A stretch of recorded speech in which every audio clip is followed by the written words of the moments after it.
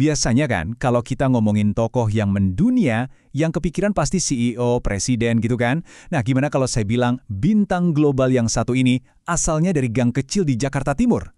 Yap, ini cerita soal seorang ketua RT yang tiba-tiba jadi omongan dunia. Coba deh, dengerin baik-baik kutipan ini. Yang ngomong ini bukan orang sembarangan loh, ini duta besar kita. Beliau sampai bilang pertama kali dalam sejarah. Wah, ini udah jelas bukan prestasi kaleng-kaleng loh. Ini tuh kebanggaan nasional yang uniknya muncul dari level paling akar rumput. Nah, ini dia pertanyaan besarnya. Gimana ceritanya seorang ketua RT dari Jakarta Timur bisa-bisanya diundang TV pemerintah Tiongkok terus dapat penghargaan dari Amerika? Apa sih yang beliau lakukan sampai bisa bikin dua negara raksasa dunia ini noleh? Oke, ayo kita bongkar bareng-bareng. Oke, jadi gimana? Kok bisa? Jawabannya simpel. Ini semua bukan kebetulan. Sama sekali bukan. Semuanya itu udah direncanain, jauh sebelum ada kamera atau penghargaan. Ini nih yang bikin beda. Kebanyakan orang kan kepilih dulu baru mikir mau ngapain. Nah, beliau ini kebalikannya. Justru beliau datang udah bawa blueprint lengkap. Jadi sebelum warga milih pun, mereka udah tahu persis visi jangka panjangnya kayak apa. Dan ini dia pilar-pilar rencananya. Lihat deh, cakupannya luas banget. Dari transformasi digital, ngurusin sampah, sampai ketahanan pangan. Semua aspek kehidupan warga bener-bener dipikirin mateng-mateng. Jadi ini bukan cuma sekedar tambal sulam ya, tapi bener-bener transformasi total.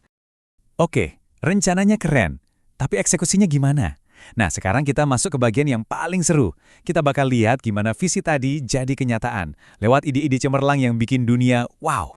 Coba kita bandingin deh sebelum dan sesudahnya. Kelihatan banget kan bedanya? Dari yang serba manual, lambat, nggak jelas, jadi serba digital, cepat, dan transparan. Ini benar-benar modernisasi yang dimulai dari level paling dasar dari lingkungan RT. Jadi aplikasi RT online ini apa sih? Anggap aja ini bukan aplikasi biasa. Ini tuh alat buat memberdayakan warga. Kenapa? Karena semua keuangan jadi transparan, jadi warga percaya. Terus bisa bantu mastiin juga bantuan sosial itu nyampe ke orang yang benar-benar butuh. Kerennya, ini tuh kayak good governance tapi skalanya RT. Dan angka ini bukan cuma angka acak. Ini tuh beneran sisa uang kas RT sampai ke rupiah-rupiahnya. Dan setiap warga bisa ngecek langsung dari HP mereka. Kapan aja 24/7. Nah, keterbukaan yang kayak gini nih yang bikin warga jadi percaya sama pemimpinnya. Hebatnya lagi, inovasi lingkungan ini nggak cuma dipuji sama luar negeri loh. Ternyata semua itu sejalan sama Undang-Undang Lingkungan Hidup di Indonesia. Jadi ini bukti nyata, kalau aksi sekecil apapun di tingkat lokal, itu bisa nyambung dan relevan sama agenda nasional, bahkan global. 45. Coba bayangin, ada 45 inisiatif lingkungan yang jalan barengan di satu area RT yang kecil. Gila kan? Makanya nggak heran kalau Muri sampai kasih penghargaan rekor. Kepadatan inovasinya itu loh yang luar biasa. Nah, ini yang namanya ekonomi sirkular di level RT. Keren banget. Sampah itu nggak lagi dilihat sebagai masalah, tapi jadi sumber daya. Sampah organik jadi kompos buat tanaman. Ada juga yang jadi pakan magot.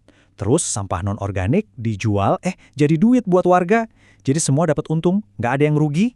Lihat angka ini deh, 5.400 ekor lele. Dan ini dibudidayain di kolam yang luasnya cuma 14 meter persegi. Ini nunjukin kalau lahan sempit di kota itu bukan halangan. Kalau kreatif, kita bisa kok nyediain sumber protein buat satu lingkungan. Dan kolam ini bukan cuma buat ternak lele ya, tujuannya mulia banget. Buat intervensi gizi, buat lawan stunting. Ikannya nanti dikasih ke balita, lansia, sama ibu hamil. Uniknya lagi, ada bagian ikan hiasnya juga. Katanya sih buat ngilangin stres. Bahkan ada guyonannya, biar ikannya dimakan sama anaknya, bukan ibunya. Supaya anaknya tidak stunting, ibunya tidak standut. Ada-ada aja ya. Oke, kita udah lihat inovasi-inovasinya satu persatu. Keren-keren semua. Tapi, pertanyaannya, apa dampaknya buat warga sehari-hari? Nah, sekarang kita lihat gimana semua proyek ini kalau digabungin bisa mengubah satu komunitas. Nah, ini dia hasilnya. Dampaknya tuh nyata banget. Warga jadi punya penghasilan tambahan dari sampah, nggak pusing soal lauk karena ada ikan dari kolam. Ada yang dapat kerjaan baru, dapat skill baru, lingkungan jadi lebih bersih, lebih aman. Dan yang paling penting, rasa percaya dan kebersamaan antar warga itu jadi makin kuat. Ini langsung dari kata-kata Pak RT-nya sendiri loh. Beliau bilang, dengan kegiatan ini, 6 warga yang menganggur akan menjadi bekerja. Nah kan, ini bukan cuma teori, ini dampak nyata langsung ke perut, langsung mengubah nasib 6 keluarga. Dan coba kita lihat gambaran besarnya sekarang. Semua proyek yang kelihatannya cuma level RT ini, ternyata, klik, nyambung langsung sama 5 program utama pemerintah pusat yang namanya Astacita. Jadi ini bukti paling nyata, kalau perubahan dari bawah, dari masyarakat, itu justru bisa memperkuat agenda besar sebuah negara. Oke, setelah melihat semua ini, jadi apa sih pelajaran penting yang bisa kita ambil? Yuk kita coba tarik kesimpulan dari kisah yang luar biasa ini. Pesan utamanya tuh sebenarnya simpel banget. Perubahan besar itu nggak harus nunggu komando dari atas. Kisah ini tuh ngingetin kita semua, kalau inovasi yang bisa mengubah dunia, itu bisa loh dimulai dari gang depan rumah kita sendiri. Kekuatan itu ada di tangan kita, di komunitas kita. Nah, sebagai penutup, saya mau kasih satu pertanyaan buat Anda renungkan. Setelah dengar cerita ini, coba deh pikirin, kira-kira apa ya satu ide kecil, satu aja, yang bisa Anda lakuin buat bikin lingkungan sekitar Anda jadi lebih baik.